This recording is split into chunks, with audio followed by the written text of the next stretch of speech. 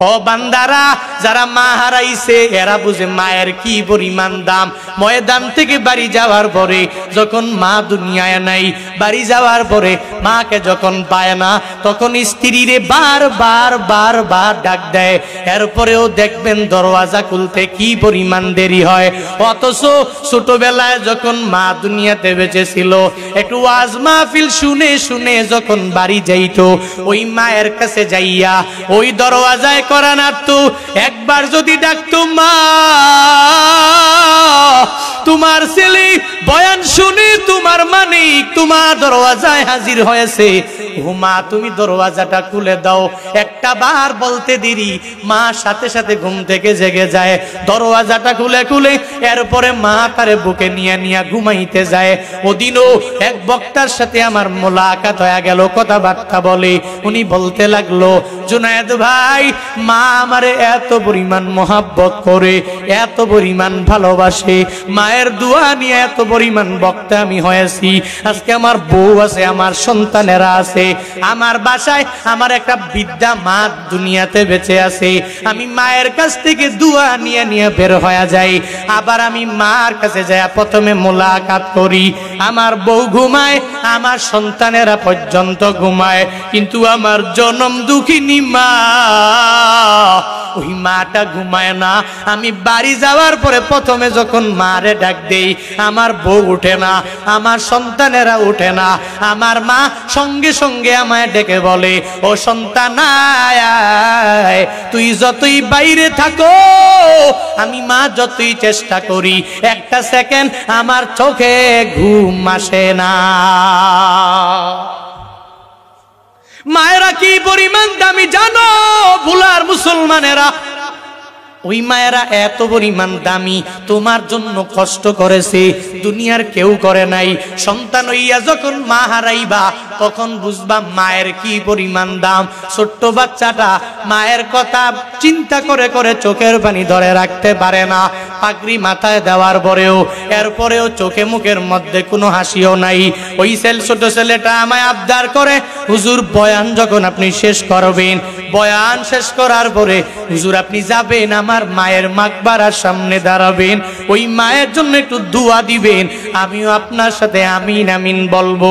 12 বছর হয় নাই, ছোট্ট বাচ্চা মায়ের ব্যাপারে দোয়া করার জন্য, ওই মাকবারায় যাওয়ার জন্য আমাকে উপদেশ দেয়, আমাকে আমার কাছ থেকে অনুমতি নেয়, আমাকে আদেশ করার মতো বলে, হুজুর গো, বয়ানের শেষে একটু মাকবারায় যাবেন, আর গিয়া মায়ের জন্য একটু দোয়া করে দিবেন।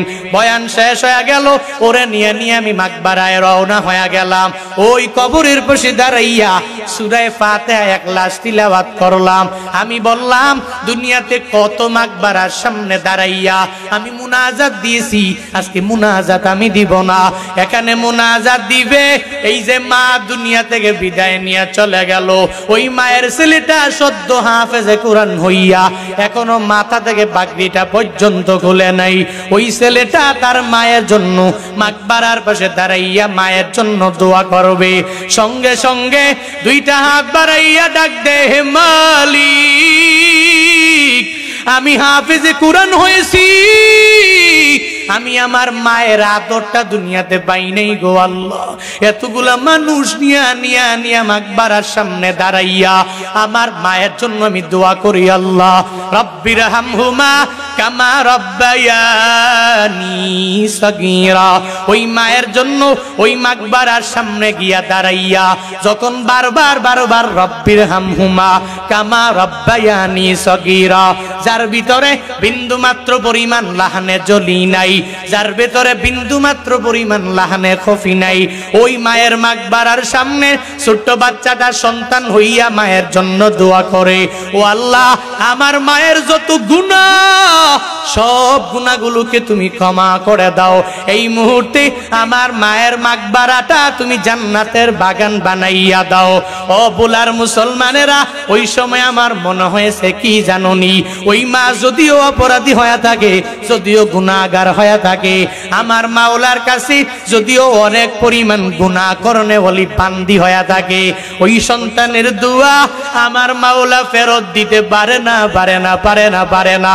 যেই পরিমাণ দরদ নিয়া ওই মায়ের মাকবারার সামনে দাঁড়াইয়া ওই মায়ের জন্য যে দোয়া করেছে, হে মালিক তুমি মায়ের কবরটা জান্নাতের বাগান বানায়া দাও, আমার মনে হয়েছে আল্লাহ পাক ওই মুহূর্তের মাঝে তার মায়ের কবর জান্নাতের বাগান বানায়া দিয়েছে। আতিনা ফি দারে দুনিয়া না হাসান, আতিনা ফি দারে উকবা না হাসান, ইয়া গিয়াসাল মুস্তাগীসি নাহদিনা লফদি খারা বিল উলুমে ওয়াল গিনা, হর গরিদে নেকো তু তৈয়ার হায়, ঝুনা মঙ্গে উস তু বেজারো হায়। ওই মায়েরা এত পরিমাণ কষ্ট করে, কম করে না বেশি করে? হ্যাঁ মানুষ, এজন্য তো বারবার হুজুরেরাও বলে মাদ্রাসায় ছেলেটারে পড়াও, যদিও দুনিয়াতে টাকা নাই, বাড়ি নাই, গাড়ি নাই, লাখ লাখ বেতন পায় না, এরপরেও কি পরিমাণ দাম, কবরে যাওয়ার পাবে বান্দা টের বাবা। হাফেজে কোরআন যারা, এরা এদের মায়েরে ভুলে যায় না, এদের বাবারে ভুলে যায় না। ওই মাকবারার সামনে গিয়া দাঁড়াইয়া কি সুন্দর করে রবের দরবারে দোয়া করে। আল্লাহ পাক বলেন, এক নম্বরে তুই আমি আল্লাহকে ইতাআত করে নাও, আনুগত্য করে নাও। আল্লাহকে দেখা যায় না, ছোঁয়া যায় না, ধরতেও পারি নাই, তো যে আল্লাহকে দেখি নাই, আল্লাহর কোরআনটাকে ফলো করা লাগবে, আনুগত্য করা লাগবে, ইত্তিবা করা লাগবে। কোরআনে নামাজের বয়ান আছে না নাই? আছে না নাই? তো যদি থাকে তাহলে কোরআন যদি কেউ মানে, নামাজ পড়া লাগবে কি লাগবে না? লাগবে নি? কোরআন যদি কেউ মানে, যাকাত দেওয়া লাগবে কি লাগবে না? কোরআন যদি কেউ মানে, আতিম্মুল হাজ্জা ওয়াল উমরাতা লিল্লাহ, হজ এবং উমরা করা লাগবে কি লাগবে না? অটোমেটিক লাগবে। কেন? আল্লাহর কোরআন যদি কেউ মানতে চায়, তাহলে কোরআন মানতে গেলে কোরআন অনুযায়ী তার জিন্দেগিটা গঠন করা লাগবে। আল্লাহ কয় আমি আল্লাহকে ইতাআত করো, আমি আল্লাহকে আনুগত্য করো। এর মানে আল্লাহকে আনুগত্য করা মানেটা কি? বলে আল্লাহকে আনুগত্য করা